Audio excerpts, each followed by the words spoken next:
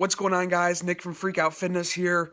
Got a crazy day today, pretty busy. I got to take a little trip out to Ithaca, New York, about an hour each way to go up there. And I'm gonna spend a little time up there. Gotta do some business, and then my brother's coming down from Canada. We're gonna go out to dinner tonight. So I just got a lot of stuff going back to back to back. So I need to head out to the gym. But I just wanted to show you guys. I talked the other day about cutting.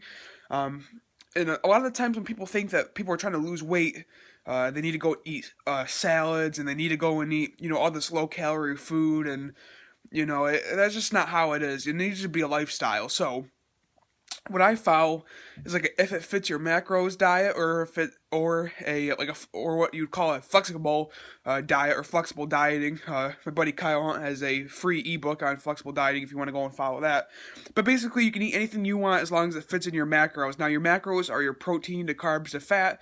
And the easiest way to track those is going to be on an app called MyFitnessPal. I'm not sponsored by MyFitnessPal, but it's a completely free app where you can track all your macros, all your calories. It's got to be one of the biggest, one of the most used fitness or food tracking apps there is on iPhone and Android. But I just wanted to talk about MyFitnessPal for a moment as well.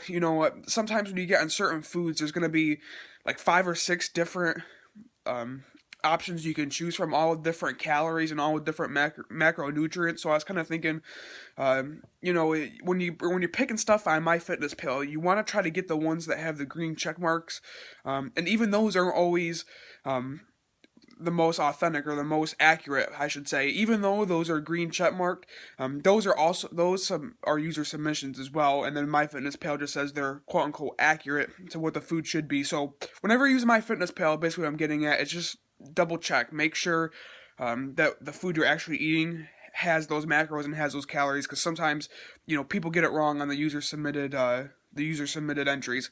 But I just want to show you what we're having for breakfast today. This morning I'm going to have just a regular plain bagel with 2 ounces of regular cream cheese on there. I weighed it out on my food scale already. Bottle of water as always, keeping hydrated. And then we're going to have 2 of these 000 yogurts. I got a mixed berry and then a strawberry one. This is like a typical breakfast for me, especially with cutting. Usually I'd eat a big bowl of cereal as well with this, but since we're trying to cut, I'm gonna, cut down the carbs. So I'm gonna go eat this, take my pre-workout, and then we'll head out to the gym. See you guys when I get there.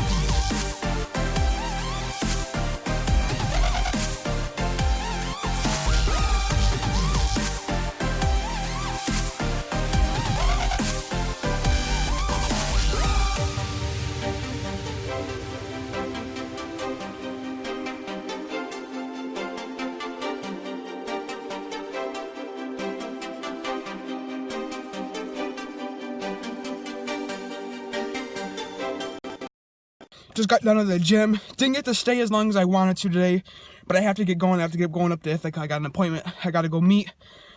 So I got chest, and I did about 3-4 sets of regular dumbbell press. Went to incline press, then to doing just the regular chest press machine and trying to focus on squeezing the pecs. And then I didn't film any of my tricep workout. I did triceps real quick. I maybe did 2 or 3 sets of each exercise, and then headed on out because I had to get going.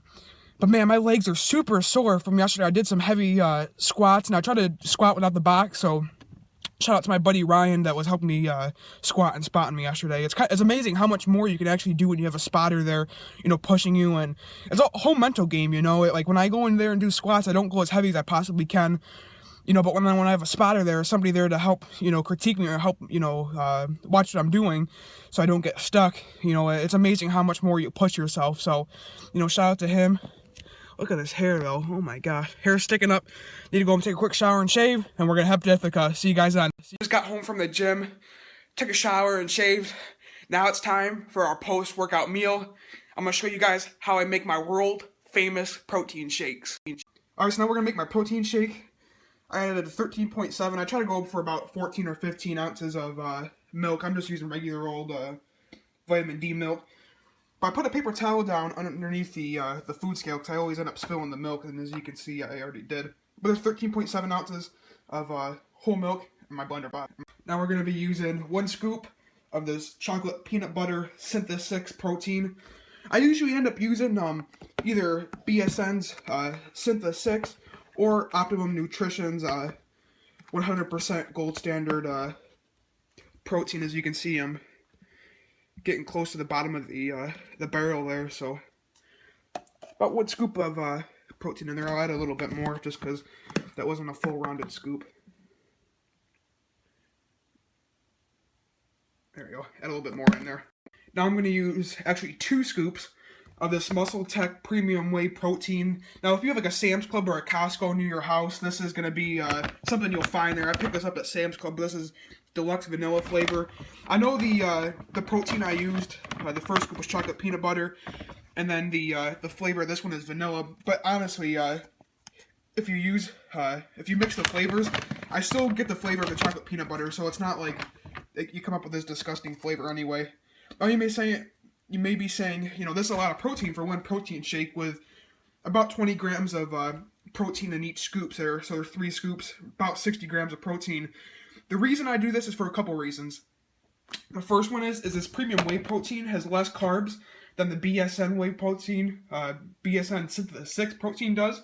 So this is a little bit more lighter than the other protein. And plus 2, I like to make sure that I get my protein intake in earlier in the day just to make sure I'm going to hit my protein macros. So I like to load up on a post-workout shake.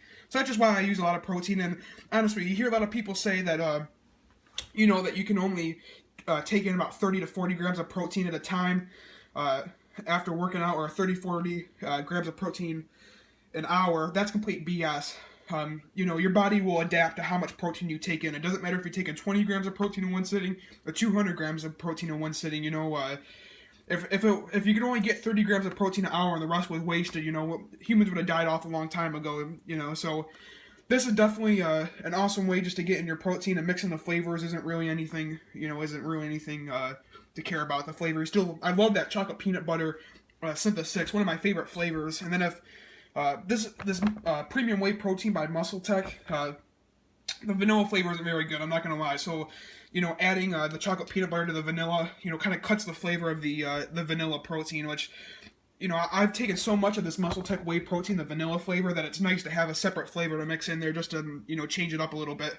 Alright, so that's how you make a Nick Allington famous protein shake. Thanks so much for watching today's video, guys. Don't forget to like and subscribe. All the links to my social media will be down in the description box. And as always, have a super awesome day.